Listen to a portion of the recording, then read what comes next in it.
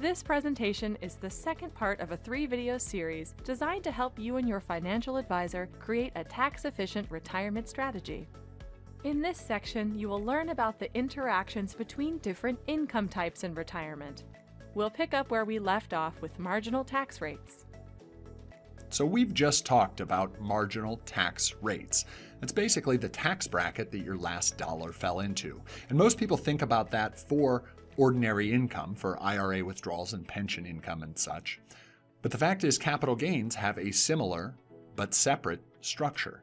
So for taxable income here in 2020, between $0 and $80,000, someone actually falls into a 0% capital gains bracket. Between $80,001 and $496,600, you'd fall into the 15% bracket. And then there's a 20% bracket for the highest income earners. And when you map that out, this is what it looks like. Now, if that's all there was to federal income tax, there would be no need to really think about it. It'd be pretty easy to manage to the edge of those brackets every year. But in the real world, we have a variety of complicating factors. Most people in retirement are going to have required minimum distributions being forced out of their IRA accounts at either age 70 and a half or age 72 under the new Secure Act.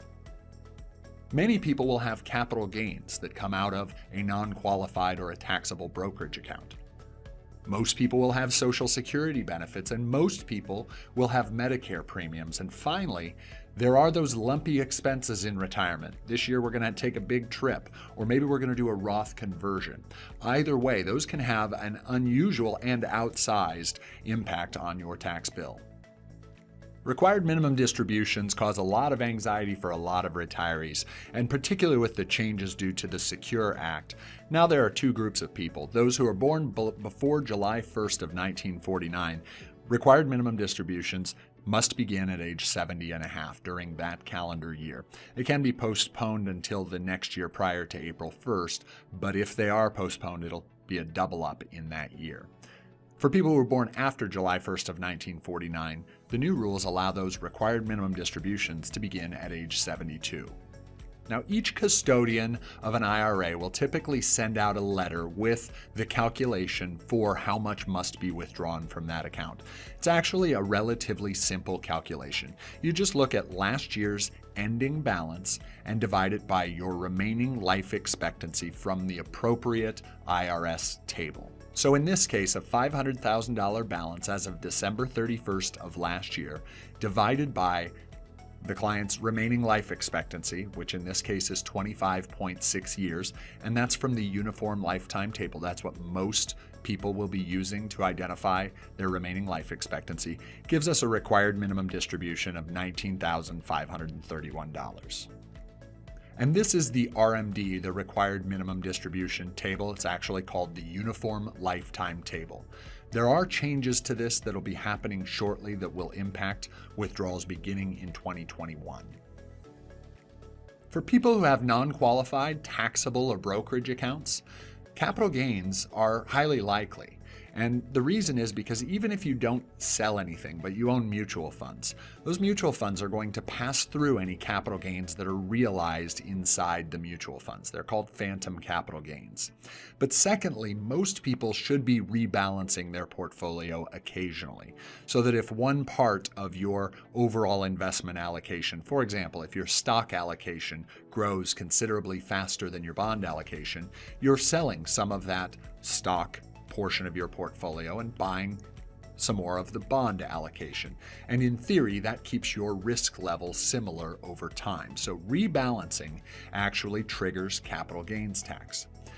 The surprising thing for a lot of people is that long-term capital gains can actually create ordinary income tax.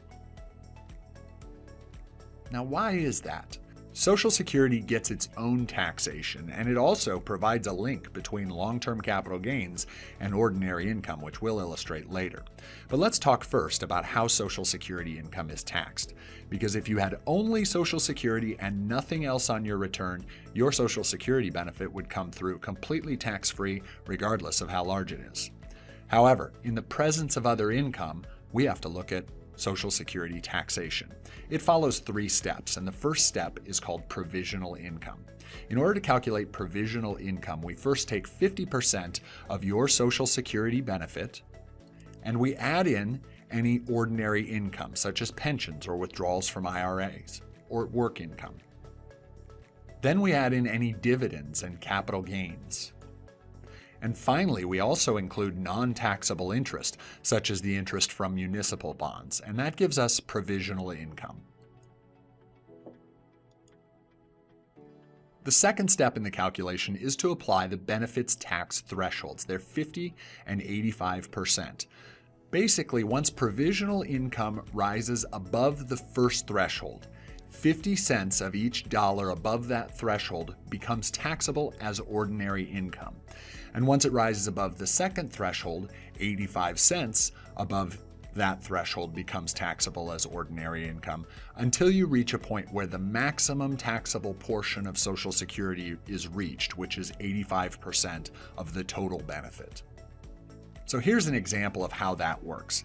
If I had $20,000 of Social Security benefits with a $40,000 IRA withdrawal, I take half of my Social Security benefit, add it to the IRA withdrawal, and I get $50,000 of provisional income. That was step 1.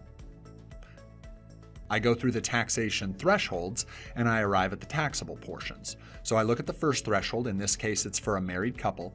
$50,000 minus $32,000 gives me $18,000 that's taxable at 50 cents on the dollar. So 50% of $18,000 gives me $9,000 of taxable Social Security. Then I apply the second threshold. $50,000 minus $44 gives me $6,000. I multiply that by 0.35 because I already picked up the first 50 cents in the first step. So that 35 cents is how we get to the 85 cents total.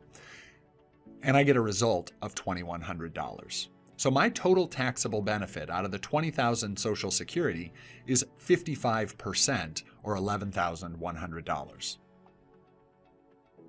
Now, if I flip that on its head, I still have the same $60,000 coming into the household, but this time it's $40,000 of Social Security benefit with a $20,000 IRA withdrawal. I take half of my Social Security benefit, I add in the IRA withdrawal, and I come up with $40,000 of provisional income.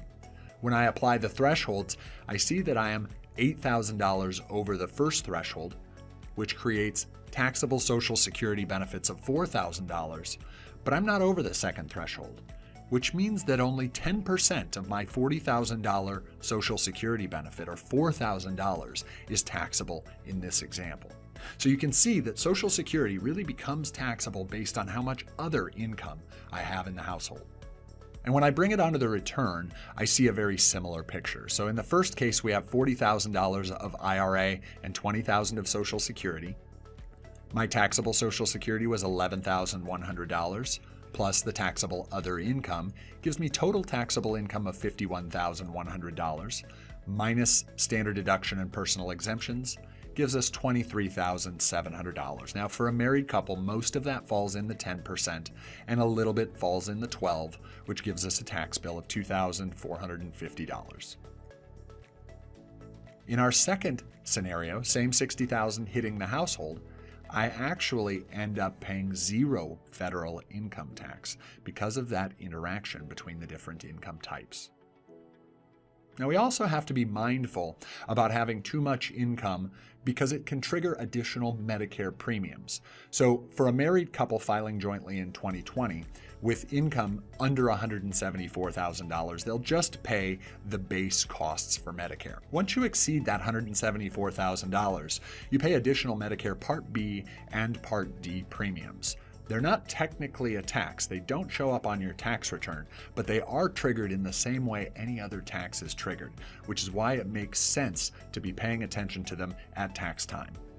So this is the big problem with taxes. Most people only see the path they took, and they don't see the variety of other paths that were available. And why is that? It's because we get to February if we're the early bird, and April if we're the late, or October if we're the very late. We do our tax return, and it's in the rearview mirror. It's here's the impact of what happened last year, instead of proactively saying what will be the impact if I do a variety of different things.